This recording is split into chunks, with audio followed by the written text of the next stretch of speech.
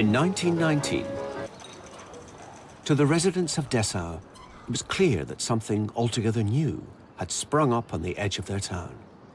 But what exactly? Mit der besten Freundin, was zu kaufen, was zu kaufen, sich auszulaufen, durch die Straßen latschen. The Bauhaus was an art student's dream come true. An intoxicating mix of free love, avant-garde posing, and legendary parties.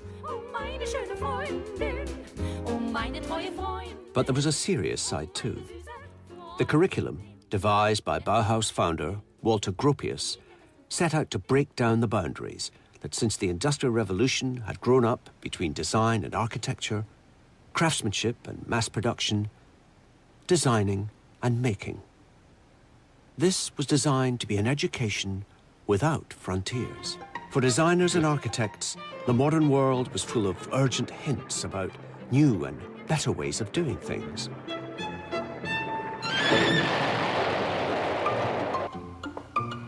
In a warehouse in Germany are the remnants of some of the lessons taught by the new machine age. These are the first ever examples of a domestic fitted kitchen, designed by the Austrian architect Margareta Schütte-Lohotzky.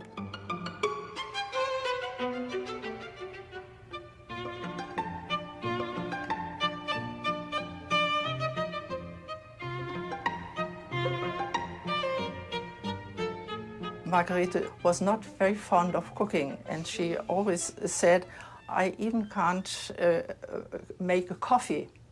So she didn't like cooking very much, but she designed the kitchen very carefully. Margaret came in with this radical idea, which is now known as the Frankfurt kitchen, which was basically the first really mass-produced fitted kitchen. The idea that she had was to rationalise women's work.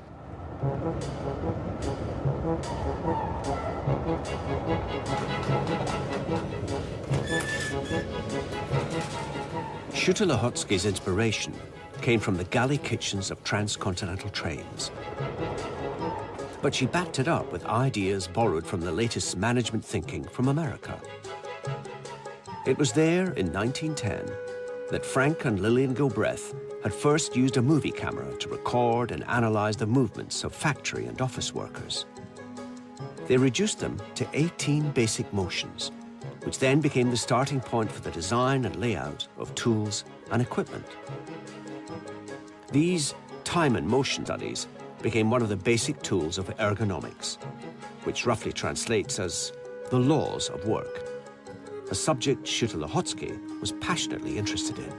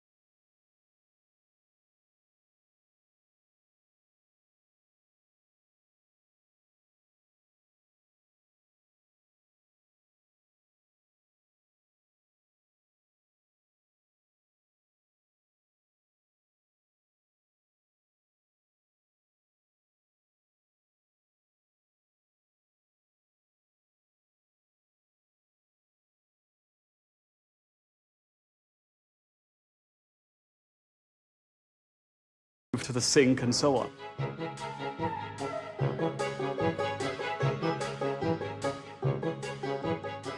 And so she created this very rational kitchen, which at the time, the idea of the galley kitchen was again, very radical. So this is one of Margarete Schütte-Lihotzky's Frankfurt kitchens. You have the aluminum bins, and when you take these aluminum bills, you pour flour into this bin, and then you put it back. In this part you have the cupboard with sliding doors. This is the cooking box, and when you put a boiling soup inside, it continues boiling, and after 1 hour or 2 it's ready to serve. This ironing board is fixed to the wall, and it comes down, and it already had been used. It looks quite dangerous. 10,000 of her kitchens were installed in a large-scale social housing development in Frankfurt am Main. But despite all of the well-laid plans, many first-time users were apparently baffled by the layout. They found the inflexibility of the design frustrating, and they proved to be disappointingly undisciplined when it came to using the carefully labeled food bins. The double house on Rathenaustrasse was designed by the Swiss-born architect Le Corbusier.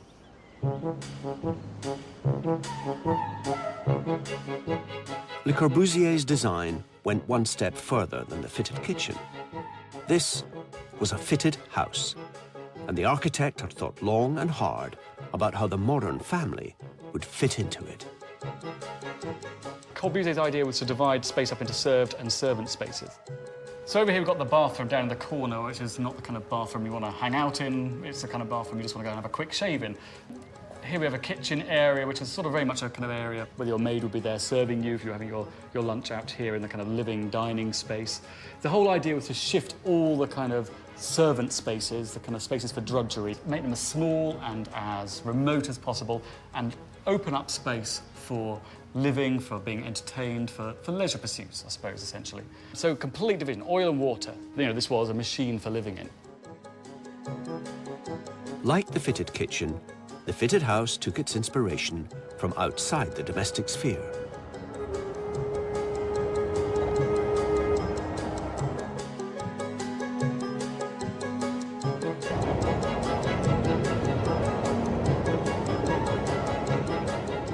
Le Corbusier built this corridor with the same measures of a train's corridor. So it's 60 centimeters and the height of 2 meters and 5, like in each train at this time. And so it's a very theoretical corridor, but it's very important to connect his house with the train. So it's a modern traffic machine. So it stands for engineering, and it stands for future. Le Corbusier's obsession with the machine was that it was liberating. It would be liberating, it would free you.